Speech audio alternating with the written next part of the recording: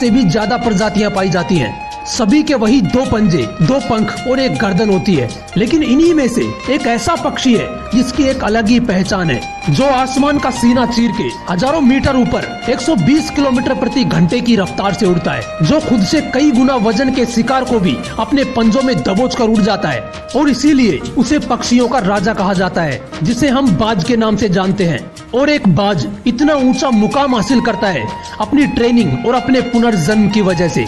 अगर आप भी बाज की तरह इस दुनिया में एक मुकाम हासिल करना चाहते हैं, तो एक बाज के बाज बनने का पूरा सफर आपको जानना बहुत जरूरी है, क्योंकि 25 से 30 की उम्र में आने के बाद भी लोगों को रिस्क लेने से डर लगता है, लेकिन एक बाज के जीवन की शुरुआत ही रिस्क से होती है। जिस उम्र में बाकी पक्षियों के बच्चे सिर्फ चिचियाना सीखते हैं, उस उम्र में एक मादा बाज अपने बच्चे को पंजों में दबोचकर हजारों मीटर ऊपर आसमान की ऊंचाइयों में उड़ जाती है, उसे ये बताने के लिए कि तेरा जन्म आसमान का सीना चीर के सबसे ऊपर उड़ने के लिए हुआ है।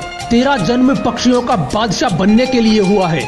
जमीन से हजारों मीटर ऊपर ले जाकर मादा बाज उसे अपने पंजों से छोड़ देती है, और यहीं से शुरू होती है उसकी हाई रिस्क ट्रेनिंग। वो चूजा जमीन की तरफ तेजी से गिरने लगता है, थोड़ा नीचे आता है तो उसके पंख खुलने लगते हैं। नीचे आते आते वो अपने पंख फड़फड़ाने लगता है, लेकिन वो अभी तक उड़ना नहीं सीखा है। वो जमीन से कुछ ही मीटर ऊपर होता है। ऐसा लगता है कि कुछ ही सेकंड्स में इसका जीवन समाप्त हो जाएगा, लेकिन अचानक एक पंजा उसे अपनी गिरफ्त में लेता है और वापस आसमान में उड़ जाता है। वो पंजा होता है उसकी माँ का, जो उसके पीछे उड़ रही थी। उसकी ये ट्रेनिंग तब तक चलती रहती है जब तक वो उड़ना नहीं सीख जाता।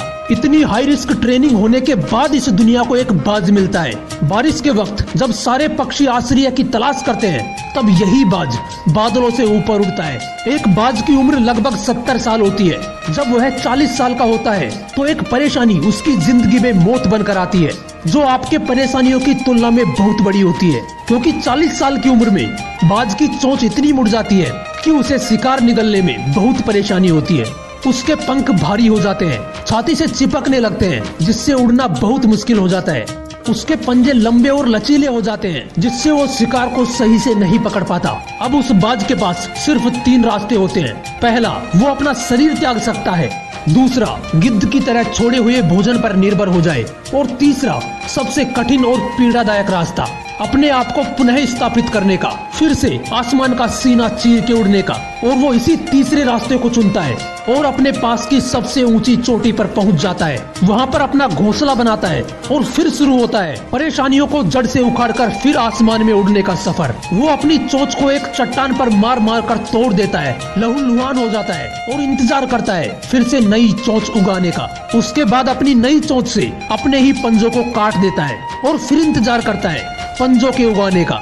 उसके बाद वो अपने एक एक पंख को अपने शरीर से अलग करता है और फिर इंतजार करता है नए पंख उगाने का। और इस प्रक्रिया में उसे समय लगता है पूरे 5 महीने का। इन 5 महीनों की कड़ी तपस्या से एक बाज का पुनर्जन्म होता है। वो फिर से तैयार हो जाता है आसमान का सीना चीर के उड़ने के लिए। जो 3 रास्ते बाज के पास थे, वही 3 रास्ते आपके पास भी होते हैं, लेकिन कुछ लोग पहले रास्ते को चुनते हैं और परेशानियों के बोझ तले दबकर सुसाइड कर लेते हैं। ज्यादातर लोग दूसरे रास्ते को चुनते हैं। वो परेशानियों का बोझ पड़ते ही अपने लक्ष्य को छोड़कर एक नॉर्मल लाइफ जीने लगते हैं। और कुछ वो लोग भी होते हैं जो इन परेशानियों को लात मारकर अपनी मेहनत के दम पर बाज की तरह आसमान की बुलंदियों को छूते हैं। दोस्तों, बाज की ये ट्रेनिंग हमें एक बहुत बड़ी सीख देती है कि अगर रिस्क लेना पड़े तो लो, लेकिन अपने फील्ड में अपने आप को इतना ट्रेन कर लो कि उस फील्ड में आपसे ऊपर उड़ने के बारे में सोचकर ही लोगों के पसीने छूट जाएं।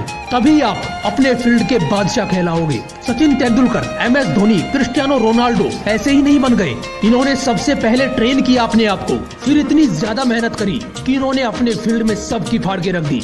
इसलिए एक बाज की तरह बनो। जय हिंद, वंदे मातरम।